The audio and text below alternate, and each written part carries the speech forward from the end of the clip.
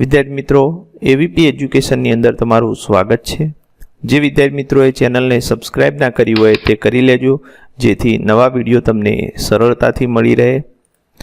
આજે આપણે ધોરણ 8માં વિજ્ઞાન અને ટેકનોલોજી વિષયમાં પાઠ 2 સૂક્ષ્મજીવો મિત્ર અને શત્રુ એના પાઠ્યપુસ્તકના સ્વાધ્યાયના પ્રશ્નોનું સોલ્યુશન જોઈશું। તો વિડીયોને ધ્યાનથી પૂરો જોજો। ચાલો ભણીએ। प्रश्न 1 खाली जग्या पूर्ण करो। तेमां पहली खाली जग्या आपेली छे सूक्ष्मजीवो खाली जग्यानी मददथी जोई शकाय छे। तो विद्यार्थी मित्रों, सूक्ष्मजीवो आपणे माइक्रोस्कोपनी मददथी जोई शकीए छीए। बीजी खाली जग्या नीलहरित लील वातावरणमांथी खाली जग्यानुं स्थापन सीधे सीधुं करे छे, जेनाथी भूमिनी फळद्रुपतामां वधारो थाय छे।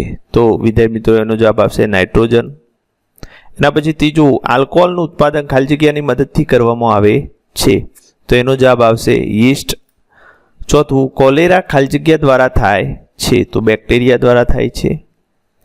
एना पछी विद्यार्थी मित्रों प्रश्न 2 साचा उत्तरोने पसंद करो। तो अहींया विकल्प आपेला छे। पहेलुं यीस्टनो उपयोग नीचेनामांथी कोना उत्पादनमां थाय छे।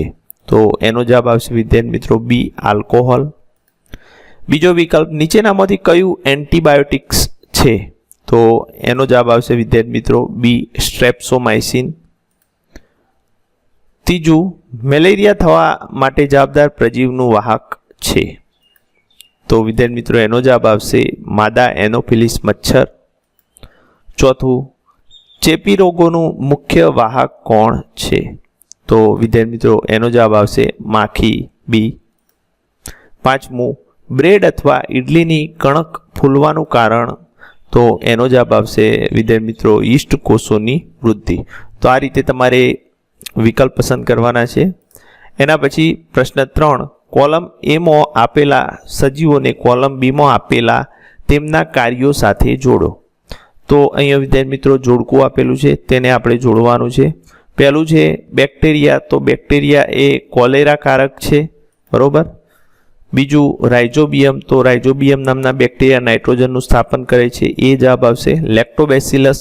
लेक्टोबेसिलस ए बेक्टेरिया दही जमावा माटेनुं कार्य करे छे।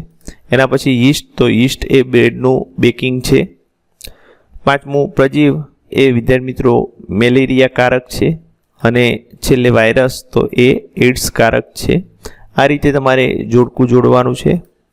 एना पछी विद्यार्थी मित्रों प्रश्न 4 सूक्ष्मजीवोने नरी आंखे जोई शकाय छे?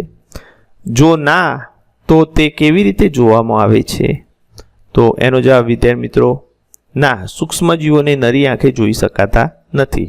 सूक्ष्मजीवोने जोवा माटे माइक्रोस्कोप साधन वपराय छे। प्रश्न 5 सूक्ष्मजीवोना मुख्य समूह कया कया छे? तो विद्यार्थी मित्रों एनो जवाब सूक्ष्मजीवोना मुख्य 4 समूह छे। बेक्टेरिया, फूग, 3 लील અને 4 प्रजीव, बरोबर। एना पछी प्रश्न 6 वातावरणीय नाइट्रोजनનું भूमिમાં स्थापन करता सूक्ष्मजीवोना नाम जणावो। तो विद्यार्थी मित्रों वातावरणीय नाइट्रोजनનું भूमिમાં स्थापन करता सूक्ष्मजीवोना नाम नीचे मुजब छे। 1 राइजोबियम અને एजेक्टोबैक्टर बेक्टेरिया। 2 एनाबीना અને नॉस्टॉक नीलहरित लील, बरोबर। एना पछी प्रश्न 7 आपना जीवन में सूक्ष्मजीवोनी उपयोगिता विषे 10 वाक्यों लखो।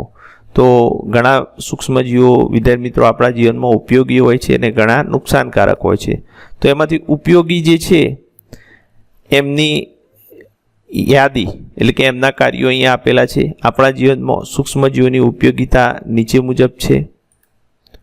पहलू आपणे जोईशुं तो लेक्टोबेसिलस बेक्टेरिया छे जे दूधनुं दहीमां रूपांतर करे छे अने दूधनुं दहीमां रूपांतर ना थाय तो छास न बने, घी न बने, माखण न बने, बरोबर। तो एटला माटे लेक्टोबेसिलस बेक्टेरिया उपयोगी छे। बीजा नंबरे यीस्ट एक कोषी फूग छे। ते चीज, पनीर, ब्रेड, केक, पेस्ट्रीजनी बनावटमां उपयोगी छे। तीजू आल्कोहोलना औद्योगिक उत्पादन में यीस्टनो उपयोग थाय छे। चौथुं इडली, ढोसा, खमण, ढोकळा बनाववामां यीस्टनो उपयोग थाय छे। પાંચમું, મશરૂમ તરીકે ઓળખાતી ફૂગનો ઉપયોગ ખોરાક તરીકે થાય છે. છઠ્ઠું, પેનિસિલિયમ નામની ફૂગમાંથી પેનિસિલિન એન્ટીબાયોટિક્સ બનાવવામાં આવે છે. સાતમું, રાઇઝોબિયમ બેક્ટેરિયા જમીનમાં નાઇટ્રોજનનું સ્થાપન કરે છે. આ રીતે જમીનમાં ખાતરની પૂર્તિ કરી જમીનની ફળદ્રુપતા વધારે છે. એના પછી વિદ્યાર્થી મિત્રો આઠમું જોઈએ, ગટરના ગંદા પાણીનું બેક્ટેરિયા દ્વારા વિઘટન કરી બિનહાનિકારક અને ઉપયોગી પદાર્થોમાં ફેરવવામાં આવે છે. આ રીતે પર્યાવરણને સાફ રાખવામાં મદદરૂપ બને છે. નવમું, કેટલીક દવાઓ અને રસી બનાવવામાં બેક્ટેરિયા અને ફૂગ ઉપયોગી છે. દસમું, કેટલાક બેક્ટેરિયા અને ફૂગ વિઘટકો તરીકેની ભૂમિકા ભજવે છે. અહીંયા વિઘટકો આવશે અને દ્રવ્ય ચક્રને વ્યવસ્થિત રીતે ચલાવવામાં ફાળો આપે છે. એના પછી વિદ્યાર્થી મિત્રો સૂક્ષ્મજીવો દ્વારા થતા નુકસાન વિશે ટૂંકમાં નોંધ લખો. આના પહેલા આપણે એની ઉપયોગિતા જોઈ, હવે નુકસાન જોઈએ. સૂક્ષ્મજીવો દ્વારા થતું નુકસાન નીચે મુજબ છે. પહેલું, રોગકારક બેક્ટેરિયાને લીધે કોલેરા, ટાઇફોઇડ, ક્ષય, ન્યુમોનિયા જેવા રોગો થાય છે. પ્રજીવો દ્વારા મેલેરિયા અને મરડો જેવા રોગો થાય છે. બીજું, બેક્ટેરિયા અને ફૂગને લીધે ખોરાક, શાકભાજી, ફળો વગેરે બગડે છે અને તેમને અખાદ્ય બનાવે છે. ત્રીજું, લીલ જળાશયોમાં ખૂબ ઝડપથી ફેલાય છે અને પાણીમાં દુર્ગંધ ફેલાવે છે. વળી તેવું પાણી પીવાલાયક રહેતું નથી. ચોથું, ફૂગ લાગવાથી કપડાં, લાકડું, ચામડાની વસ્તુઓ ખરાબ થઈ જાય છે. એના પછી વિદ્યાર્થી મિત્રો પ્રશ્ન 9, એન્ટીબાયોટિક્સ એટલે શું અને એન્ટીબાયોટિક્સનું સેવન કરતી વખતે કઈ સાવધાની રાખવી જોઈએ? તો એનો જવાબ આપણે જોઈએ તો વિદ્યાર્થી મિત્રો, બેક્ટેરિયા અને ફૂગમાંથી બનાવેલ ઔષધો કે જે બીમારી પેદા કરનારા સૂક્ષ્મજીવોને નષ્ટ કરે છે અથવા તેમની વૃદ્ધિ અટકાવે છે, આ પ્રકારના ઔષધોને એન્ટીબાયોટિક્સ કહે છે. અને પેનિસિલિન, સ્ટ્રેપ્સોમાઇસિન, ટેટ્રાસાઇક્લિન અને ઓરિયોમાઇસિન ઉપયોગી એન્ટીબાયોટિક્સ છે. કોઈ વિશિષ્ટ પ્રકારના સૂક્ષ્મજીવનું સંવર્ધન કરી એન્ટીબાયોટિક્સનું ઉત્પાદન કરવામાં આવે છે. તેને અનેક રોગોની સારવારમાં ઉપયોગમાં લેવાય છે. એન્ટીબાયોટિક્સનું સેવન કરતી વખતે માન્ય ડૉક્ટરની સલાહ લેવી. ડૉક્ટરે જે માત્રામાં અને જેટલા સમય માટે દવા લેવાની છે તે સૂચવેલ હોય તો તે મુજબ લેવી અને કહ્યા મુજબ બધી દવાઓ પૂર્ણ કરવી.